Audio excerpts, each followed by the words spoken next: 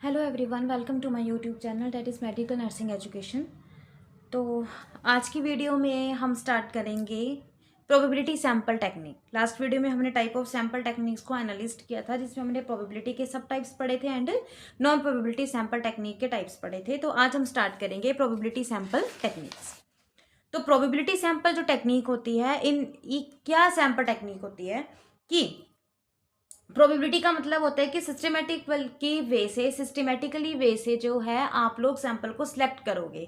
ठीक है, अगर आप सिस्टमेटिक वे से किसी भी सैंपल को सिलेक्ट करोगे, ठीक है, रैंडमली किसी भी चीज को सिलेक्ट करोगे, तो आपको जो बायसनेस है वो बहुत कम देखने को मिलेंगी।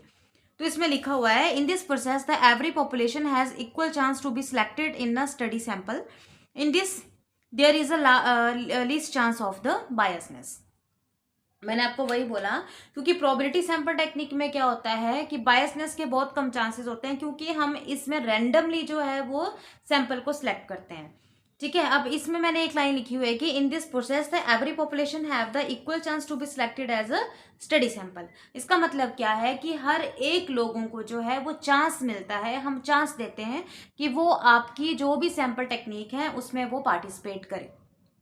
मानो अगर आप जो है वो चाहते हो कि मैंने बीएससी नर्सिंग सेकेंड ईयर के स्टूडेंट्स का मैंने नॉलेज असेस करना है रिगार्डिंग द सीपीआर टेक्निक, तो अब आपने प्रोबेबिलिटी सैंपल टेक्निक से जो है वो बीएससी नर्सिंग सेकेंड ईयर के बच्चों में आपने अपने 50 सैंपल को जो है वो चूज करना है।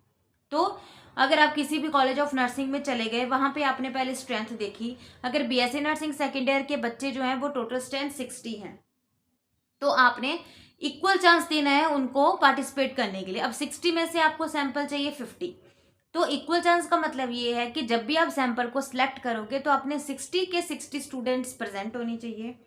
दूसरी बात, आपने क्या करना है, जैसे मैंने इसमें लिखा है lottery method, table random method. ठीक है, लॉटरी मेथड में आप क्या करोगे, सबसे पहले आपने क्या किया, बाउल ले लिया और बच्चों को बोला कि अपने अपने नाम जो है वो छोटी छोटी स्लिप्स में लिख लो। उन स्लिप्स को फोल्ड करके आपने बाउल में डाल दिया। फिर आपने जो थे वो स्लिप्स में अब 60 के 60 बच्चों के नाम आ गए। उनमें से जो पहले 50 नाम आपने निकाल दिए, जो 10 रह गए वो तो आपका आ गया सैंपल टेक्निक, नहीं सैंपल आपका नहीं आ गया। जो आपने 60 में से जो 50 चीट्स आपने बाहर निकाली, वो 50 आपकी क्या हो गई, सैंपल हो गया। तो आपने क्या किया, एक सिस्टमेटिक वे से, एक रैंडमली टेक्निक से जो है वो आपने सैंपल को सिलेक्ट किया। ठीक है, तो इक्वल चांस का मतलब क्या है कि 60 लोगों को तो आपने पूरा चांस दिया कि आप मेरे सैंपल टेक्निक में आओ, बट चांस आपने सबको दिया, बट उन सब में से जो 50 नंबर, जो 50 नेम्स जो पहले निकल गए, दैट इज यूअर सैंपल। तो प्रोबेबिलिटी सैंपल टेक्निक वो होती है जिसमें आप सभी पॉपुलेशन को क्या करते हो, इक्वल चांस देते हो अपनी सैंपल टेक्निक में आने का, क्योंकि उस चिट में नाम तो सबके आए, बट जो जिसका नाम निकल गया वो आपका सैंपल बन गया, जिसका नाम नहीं निकल गया वो आपका सैंपल नहीं बना, बट आपने चांस क्या दिया, 60 के 60 बच्चों को दिया। तो प्रोबेबिलिटी सैंपल टेक्निक वो टेक्निक होती है जिसमें हम इक्वल चांस देते हैं होल पॉपुलेशन को to be participate in your sample technique. ठीक है, और उसको हम रैंडमली चूज करते हैं। ठीक है, और इस रैंडमली की वजह से क्या होता है, there is a less list chance of the biasness.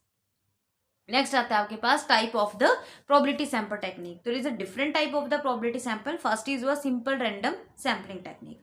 Simple random sampling same है जो आपने ऊपर लिखा था कि in this the every number of the population have the equal chance to be selected as a subject, कि आप सभी लोगों को क्या दोगे, इक्वल चांस दोगे अपने इसमें पार्टिसिपेट करने में, और वहां से आप जो है वो रैंडमली तरीके से आप उस सैंपल को सिलेक्ट करोगे। जैसे मैंने आपको लॉटरी मेथड बता दी, इसमें बाउल्स में आप नाम डालोगे और सब कुछ आप निकालोगे।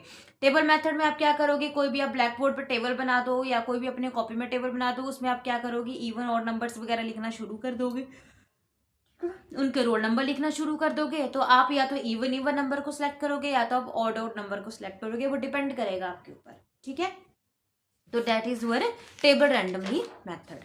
Next is your stratified random sample technique. अब जो स्ट्रेटिफाइड रैंडम सैंपल टेक्निक होती है, ठीक है, this is used for the heterogeneous population. In this technique the researcher divides the entire population into the different homogeneous subgroups and strata and then randomly select the final subject from the different strata. इसमें क्या होगा,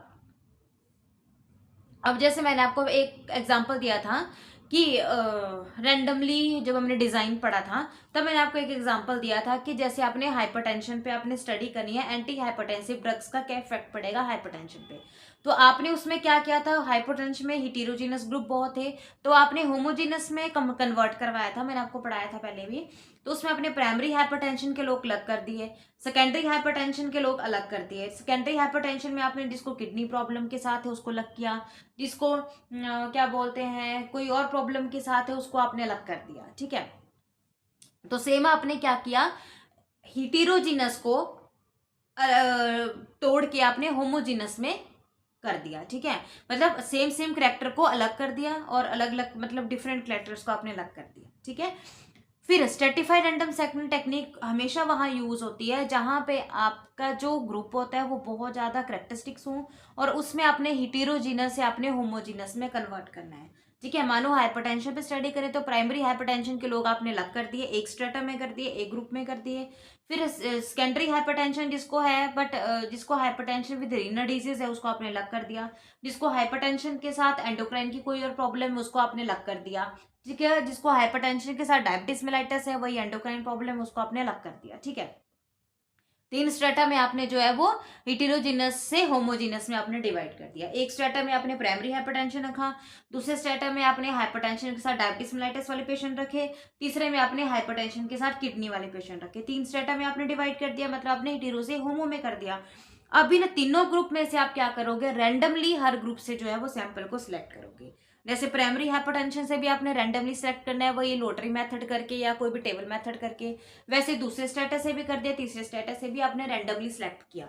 तो वो जो selection होती है that is called as your stratified random sample technique. अब ये जो स्ट्रेटिफाइड सैंपल टेक्निक होती है ये दो में डिवाइड होती है, प्रोपोर्शनेट और disproportionate stratified random sample technique. जो प्रोपोर्शनेट सैंपल टेक्निक है इसमें क्या होता है, in this the sample chosen from the each stratum in the proportion to the size of the total population, this means that the each stratum has the same sample fraction, ठीक है। मानो अगर आपने प्रोपोर्शनेट से select करना है, ठीक है, मैंने आपको बताया कि आपने तीन ग्रुप में चेंज कर दिया, ठीक है। एक प्राइमरी हाइपरटेंशन रख दिया, एक हाइपरटेंशन विद डायबिटीज रख दिया, एक हाइपरटेंशन विद रीनल डिजीज रख दिया। अब तीनों में से आपने क्या करना है, ग्रुप में से आपने जो भी सैंपल को सिलेक्ट करना है वो आपने करना है रैंडमली बट प्रोपोर्शनेट में। प्रोपोर्शनेट का मतलब है तीनों से आपने इक्वल जो है वो सैंपल को सिलेक्ट करना है, ठीक है।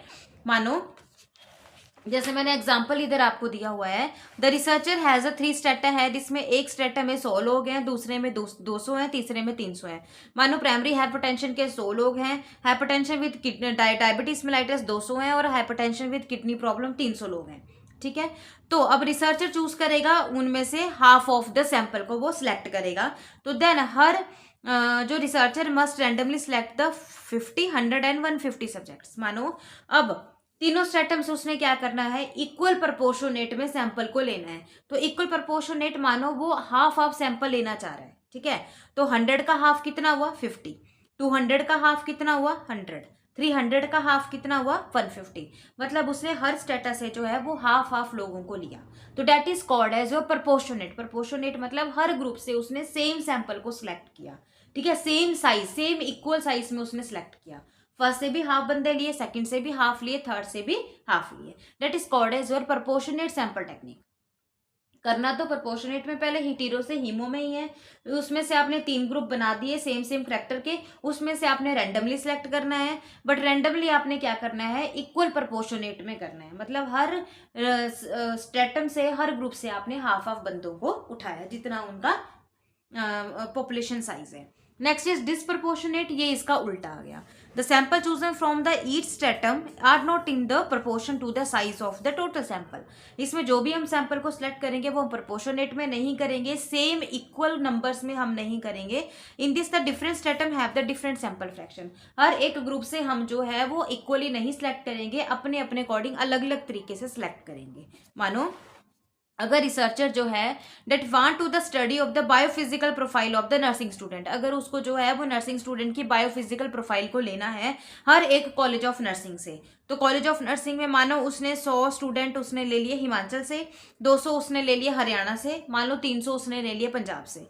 तो अब आपने बोला है कि उसने प्रोपोर्शनेट में नहीं सिलेक्ट करना है, उसने डिसप्रोपोर्शनेट में सिलेक्ट करना है, उसने हर ग्रुप से इक्वल नहीं करना है।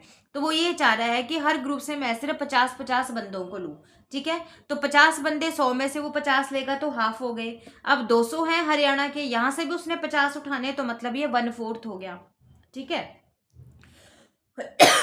वैसे अगर वो 60 वाला सैंपल उठाएगा, ठीक है, अगर मानो पंजाब में 300 लोग हैं, तो अगर वो वहां से 50 उठाएगा तो वो 1/6 सैंपल हो गया, ठीक है। तो उसने हाफ नहीं किया, उसने इक्वल नहीं किया।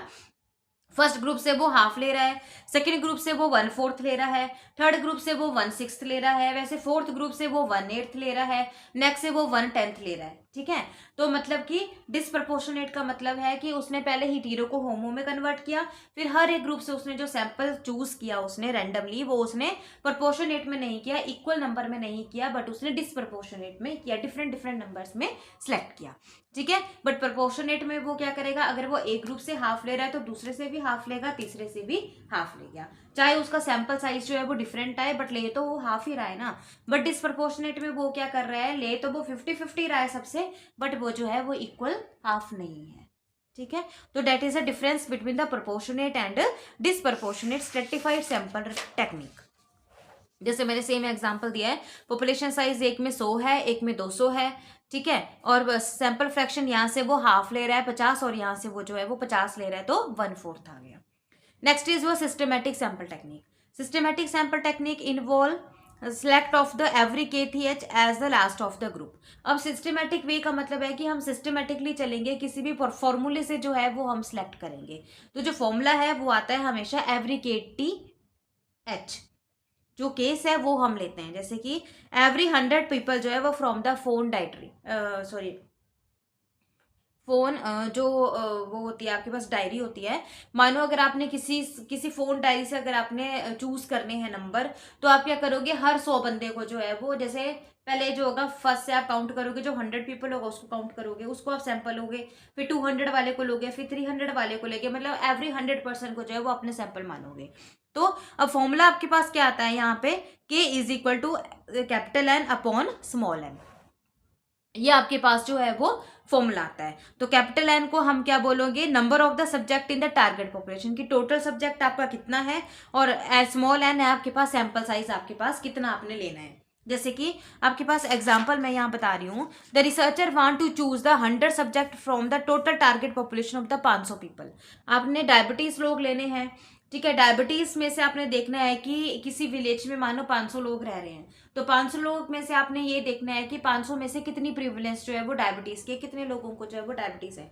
तो मानो आपने क्या करना है, आपके पास आपने ये देखना है कि कितने, अब 100 लोग जो हैं वो आपने डायबिटिक आपके पास आ जाएंगे, ठीक है। तो उन 100 लोगों में से आपने ये डिसाइड करना है कि मैंने कितने बंदों का जो है वो नॉलेज चेक करना है।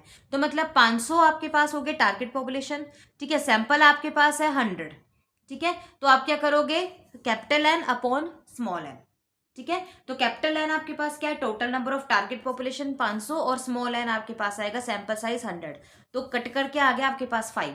तो एवरी KTH का मतलब है कि एवरी 5th बंदे को जो है वो आप अपना क्या मानोगे, सैंपल साइज मानोगे। 5 को कलेक्ट, जैसे आपने 5वें नंबर को किया, फिर आप 10वें को करोगे, फिर आप 15 को करोगे, फिर आप 20 को करोगे, फिर आप 30 नंबर वाले को करोगे, ठीक है। तो एवरी 5th पर्सन को जो है काउंट करके जो 5वां पर्सन आएगा उसको आप अपना सैंपल साइज जो है वो चूज करोगे। मतलब सिस्टमेटिकल वे से कि किसी फॉर्मूले को लगा के, उस फॉर्मूले को हम एवरी KTH का नाम देते हैं, एवरी KTH के हिसाब से हम क्या करेंगे, फॉर्मूला लगा के हम किसी भी सैंपल को चूज करेंगे। तो फॉर्मूला आपके पास आएगा K is equal to capital N upon small n। Capital N आपके पास हो गया टोटल टारगेट पॉपुलेशन आपके पास कितनी है, और स्मॉल n आपके पास हो गया आपने उस टारगेट में से सैंपल साइज कितना आपको चाहिए, उनको डिवाइड करके जो आपका आएगा वो आप जो है वो उतने नंबर पर्सन को जो है वो आप चूज करोगे, ठीक है। तो आज के लिए इतना ही बहुत है, ठीक है। तो आज जो है वो today we discuss about the different type of the probability sample technique.